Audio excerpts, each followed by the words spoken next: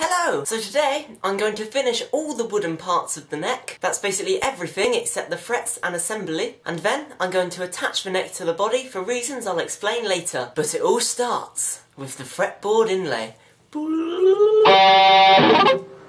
I began by marking where all my holes needed to go. I measured the side dot ones, and for the top markers I drew crosses and measured the 12th fret.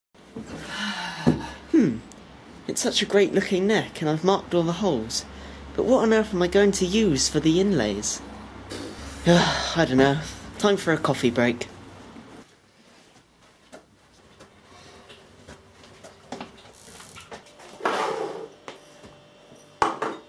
Why do I even have this coffee? It tastes disgusting. In fact, I think I'm going to throw it away.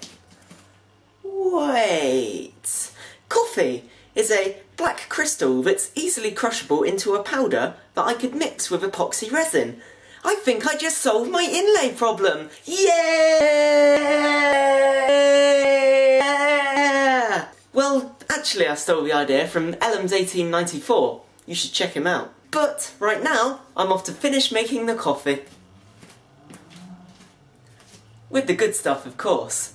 So, with that cleared up, it was time to drill my holes. For drilling both size holes, I'm using a centre drill. For doing the top holes, I simply go all the way down to make the hole the correct size. A centre drill is really good at starting the hole, so for on these side dots, like here, it's really easy to start.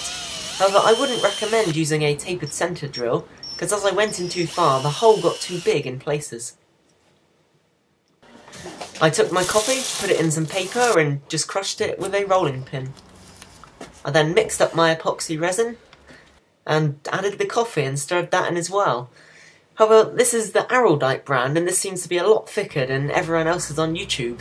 It was extremely hard to put in and I'm going to have to try and invest in some other resin because this was basically impossible where it's so thick. And there it is. Oh my god.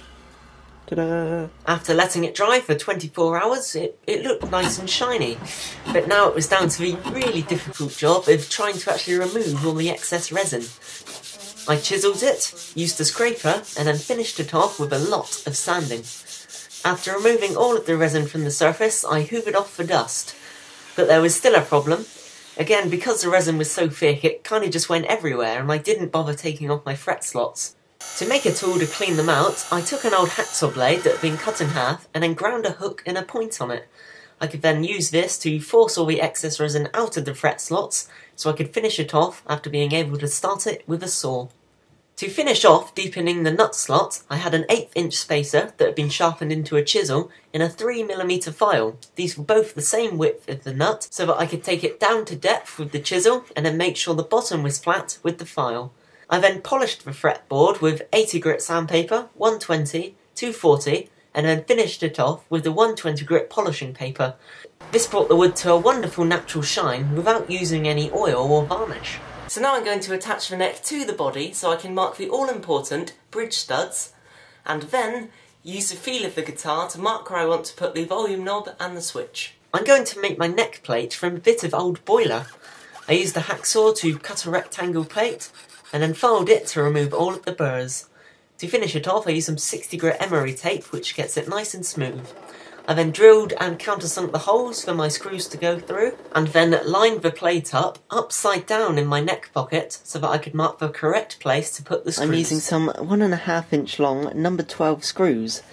And first, I'm going to drill the tap-in size, which is basically the size of the bar in the middle instead of the actual teeth on the outside. And I'll tell you why in a minute. Using a drill press, I've drilled the holes perfectly square in the body so that I can put the neck in the pocket and drill the holes straight through into the neck.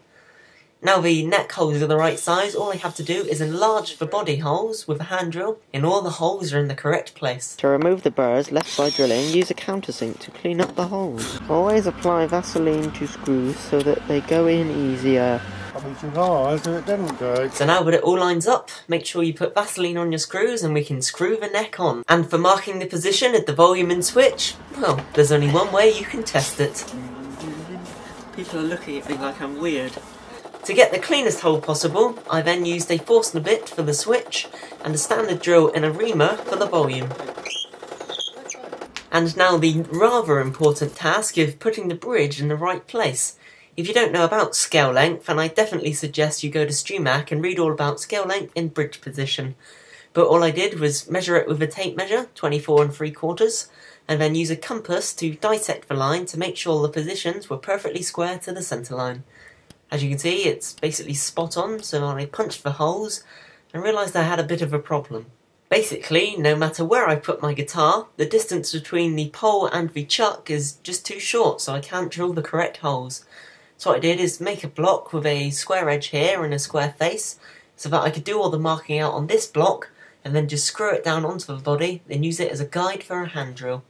You can see it's actually clamping the block onto the guitar, as well as holding the guitar down onto the table. I then drilled the holes, and it was basically done. So now the final thing left in this video is to take some 60 grit emery tape, which seems to be the only thing that'll actually touch it, to polish up the back plate to make it look shiny and professional. So there we have it. Now I can send the body to painting, and while I'm doing that and waiting for it to dry, I can start fretting the neck. So thank you for clicking on this video and watching your screen. I hope you paid attention, and I'll see you next week.